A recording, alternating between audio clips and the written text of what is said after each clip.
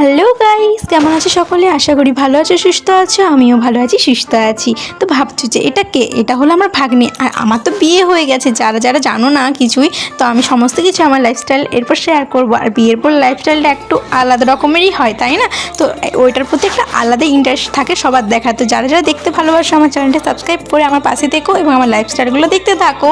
আর ভালো লাগলে অবশ্যই লাইক কমেন্ট করতে কিন্তু ভুলো না।